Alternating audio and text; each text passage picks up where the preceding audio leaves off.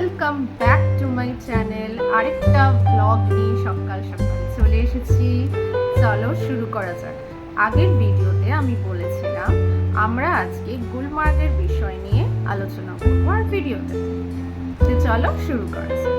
প্রথমেই বলে রাখি, আমরা তার নেক্সট ডে মানে যার আগের দিন আমরা সোনমার্গ করে যখন হোটেলে চেক ইন করি, অনেকটাই লেট হয়ে গেছিল, লেট ইভিনিং।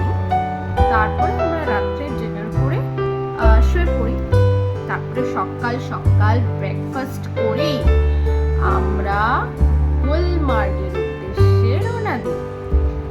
কিন্তু সকাল থেকেই না মোটামুটি খুব বৃষ্টি পড়ছিল, তো আমরা ভাবলাম যে আমাদের বোধহয় লাক ফেভার করবে না, ফার্স্ট ফেজটা দেখে আমরা চলে আসবো। কিন্তু না, ভগবান সহায় ছিল, তাই আমরা ফার্স্ট আর সেকেন্ড ফেজ দুই দেখতে পেলাম।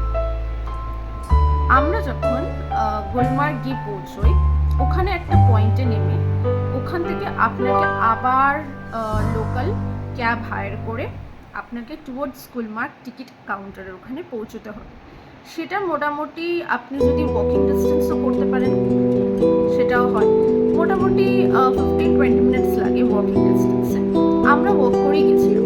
ওখানেও আপনার ড্রেস ভাড়া পাওয়া যায়, কিন্তু অবশ্যই সোনমার্গ থেকে আমি সাজেস্ট করবো গুলমার্গে আপনি অবশ্যই ড্রেস ভাড়া করবেন। কেননা ফার্স্ট ফেজে আপনার অতটাও মনে হবে না। আমাদের তো ফার্স্টে মনেই হচ্ছিল যে আমাদের প্রয়োজন নেই ড্রেস ভাড়ার, কিন্তু যখন সেকেন্ড ফেজে আমরা যাই তখন কিন্তু আমাদের বেশ অক্সিজেন লেভেলটা কম হওয়ার কারণে আমাদের বেশ সাফোকেশনও হচ্ছিল, আর এমনি তো প্রচুর ঠান্ডা ছিল। তো তার জন্য আমাদের সেকেন্ড ফেজে কিন্তু ড্রেসটা ক্যারি করা উচিত হয়েও ছিল। তাই জন্য আমরা পুরোটাই ড্রেস নিয়েছিলাম।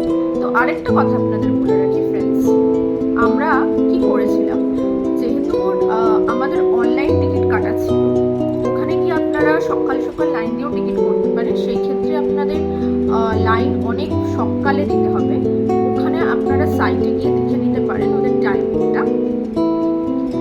মোটামুটি গুলমার্গ ফার্স্ট আর সেকেন্ড ফেজের জন্য পার হেড করে আপনার অলমোস্ট 1900-1800 এরকম লাগবে। এইবার অনেকে সেকেন্ড ফেজটা চায় না, কারণ সেকেন্ড ফেজে যেহেতু আমি বললাম যে অক্সিজেন লেভেলটা অনেকটাই কম, বেশিক্ষণ দাঁড়ানো যায় না ওখানে। আর ওখানের আইসের গ্লেশিয়ার বরফের ডেপথটা অনেকটা বেশি হয়, ঠিক হয়। তার কারণ অনেকে পিছলে যাওয়ার স্লিপ খাওয়ার ভয় থাকে। তবে মেইন জিনিসে ফিরে আসে, আমরা টিকিট কাউন্টারে যেহেতু আমাদের অনলাইন ছিল, তা সত্ত্বেও আমাদের টিকিট কাউন্টারে ভালো মতন লাইন দিতে হয়েছিল, যেখানে কিনা আমাদের 2.5 ঘন্টা 2.5 hours লাইনে দাঁড়িয়ে আমরা অলমোস্ট শেষে ফাইনালি আমরা টিকিটস পেলাম, দেখি এন্ট্রি নিলাম। তারপরে ওখানে যেহেতু আরেকটা কথা আপনারা জানেন বন্ধুরা, কি গন্ডোলা কেন বলা হয়েছে? গন্ডোলা ওখানে কেবল কার যেটাকে বলে আপনার রোপওয়ে, ওখানে গন্ডোলা নামে পরিচিত গুলমার্গ কাশ্মীরে। তো আপনার মোটামুটি শ্রীনগর থেকে আপনি যদি দেখেন 51-2 কিলোমিটার, অলমোস্ট 2 ঘন্টার মতো লাগে। কিন্তু যদি রাস্তায় ট্রাফিক থাকে আর বৃষ্টি হয় তাহলে তো আপনার টাইম লাগবে। আমাদের মোটামুটি 2 hours 10-20 মিনিটস এরকম লেগেছিল। তারপরে আমি পুরোটা পৌঁছানোরটা বলছি না, আমি টেম্পো ট্রাভেলার অবধি বলছি। তারপরে ওখানে আপনি ওয়াকিং ডিস্টেন্স দিয়ে লাইন দিয়ে বেশ অনেকটাই টাইম চলে যায়। তো ওখানে আমরা কি করেছিলাম, যখন লাইন দিয়ে আমরা যখন ইয়েতে উঠি, কেবল কারে উঠি, ওখানে আমরা ফার্স্টে যাই ফেজ 2-তে। আর সাংঘাতিকভাবে ফেজ 1 বলুন ফেজ 2 বলুন, বোথ ফেজেই কিন্তু আমার প্রচুর লাইন ছিল। তা আমরা ডিসাইড করি যে আমরা আগে ফেজ 2টা দেখবো, যদি হঠাৎ করে আবার বন্ধ করে দেয়, কারণ প্রচন্ড স্নোফল হয়েছে। আর ওখানে গুলমার্গ আর সোনামার্গের একটা জিনিস কি, যে আমরা যে টাইমে গেছিলাম ওর 1-2 দিন ছাড়াই ওদের স্নোফল হয়েছে।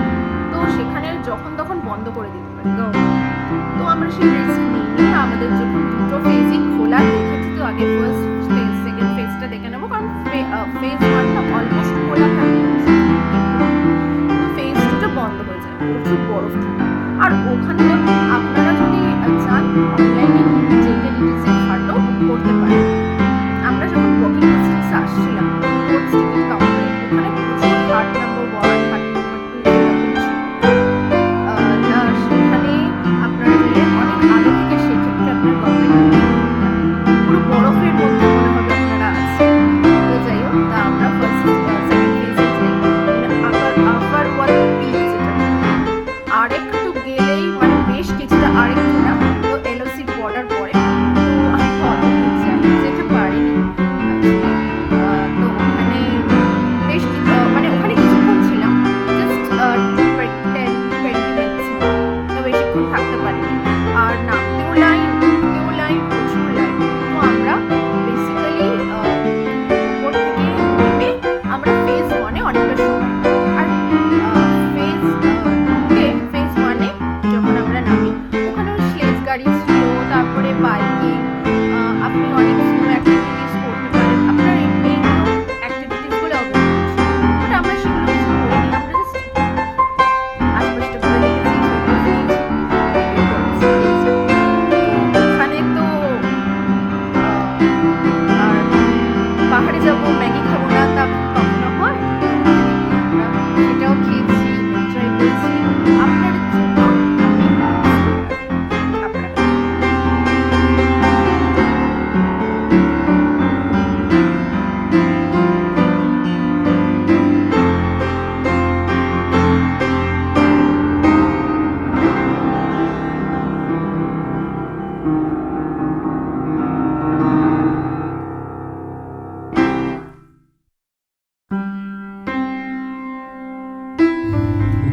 হেঁটে গেছে তো পায়ের ছাপ।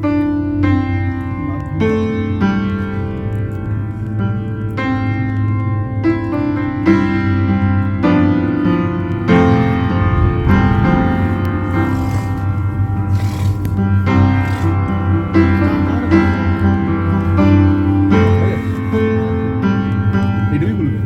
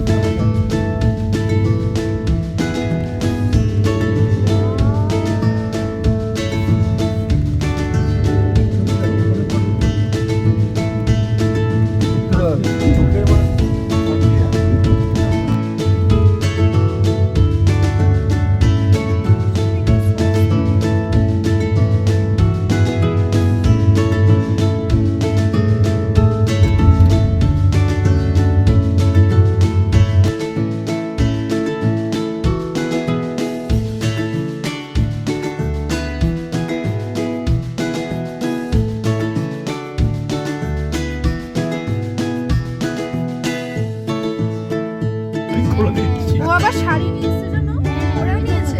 কোথায় বললো কোথায় পড়েছিলি? বললো তো ওখানেই নাকি পরবে শাড়ি শাড়ি পরে দে শাড়ি পরে রিলস বানাবে এত আসলে তো হটকে আসছে শাড়ি পরে দিয়েছি আছে বাবা ওরা আর একজন দেখছি নন বেঙ্গলি মানে সে আবার এ করছে হ্যালো গাইস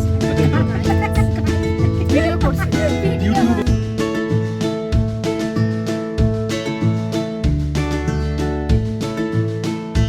হ্যালো গাইস, এটা আমরা ফার্স্ট ফেজ ওয়ানে আছি, বুঝতেই পাচ্ছেন, গুলমার্গ গন্ডোলা। এখন আমরা ফেজ ওয়ানে আছি। প্রচুর স্নোফল হয়েছিল আগের দিন। জাস্ট দেখুন ভিউটা, রোদ উঠেছে।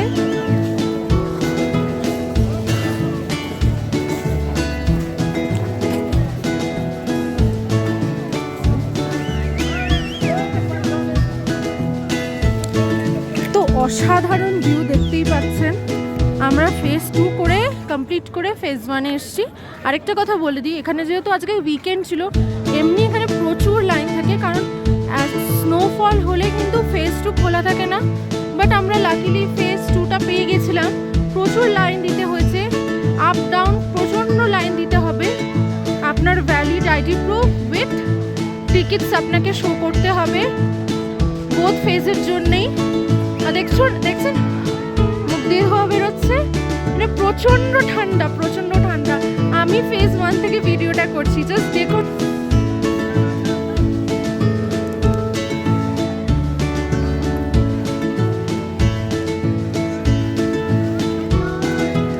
অনেক অ্যাক্টিভিটিস হচ্ছে, স্কিইং হচ্ছে, আপনার স্কিইং হচ্ছে, স্লেজে চড়ানো হচ্ছে, আরও সব বাকি অ্যাক্টিভিটিসগুলো আছে। বাট আমরা কোনো অ্যাক্টিভিটিস করিনি, আমরা এখানেই ছিলাম। বেশ খুব সুন্দর লাগছে ভিউটা। আপনার সাথে আবার পরে দেখা হচ্ছে, বাই।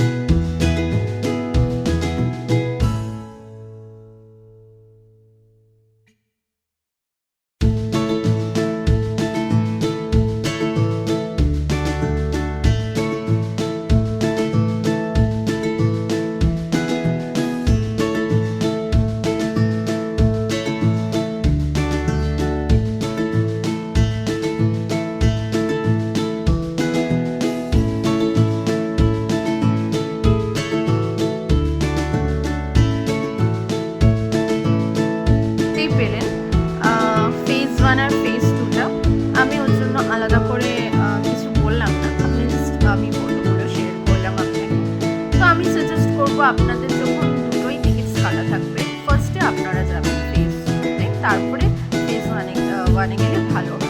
কেননা ফেজ 2 যখন তখন ক্লোজ করে দিতে পারে বরফ পড়লে। আর ফেজ 1-এর থেকে ফেজ 2-এর হাইটটাও প্রচুর বেশি, কারণ ওটা একদম পিকের মধ্যে পড়ে। তো এই ছিল আমার আজকে ফুল ডে গুলমার্গ ট্যুর। আমরা নেক্সট ভিডিওতে আলোচনা করব কাশ্মীর, জম্মু, বৈষ্ণো দেবী, কাটরা। তো আমরা নেক্সট ডেতে জম্মু, সেটার জন্য দেখতে হলে আমার চ্যানেলকে লাইক, শেয়ার আর সাবস্ক্রাইব করতে বলবেন না। প্লিজ প্লিজ লাইক, শেয়ার আর সাবস্ক্রাইব করুন। আর দেখা হচ্ছে আমার নেক্সট ভিডিওতে।